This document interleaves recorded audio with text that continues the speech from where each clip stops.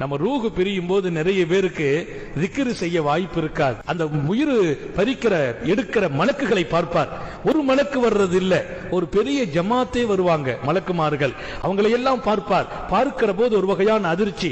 காலமெல்லாம் திக்ரு செய்யறவருக்கு அல்லாஹ் கொடுக்கிற பாக்கியம் அந்த மலக்க பார்த்தாலும் அதிர்ச்சி வராது. அந்த நேரத்திலும் இவர் நாவு திக்ரு செய்யும். திக்ரால் நாவு ஈரமா இருக்கும். அதுல இன்னொரு செய்தி எழுதுறாங்க, சக்கராத்துல தாகம் கடுமையா இருக்குமா, அப்படியே நாக்க தூக்கி காட்டுவார். நம்ம தண்ணிய கொடுத்தாலும் அது உள்ள இறங்காது. ஆனா தாகம் கடுமையா இருக்கும். நாக்கு வறண்டு போய் இருக்கும். நாக்க நீங்க பார்க்கலாம், காய்ந்து போய் இருக்கும். யார் வளமையா திக்ர் செய்வார்களோ அவர்களை குறித்து பெருமானார், உன்னுடைய ரூஹு பிரியும் போது திக்ரால் உன் நாவு ஈரமா இருக்கணும்.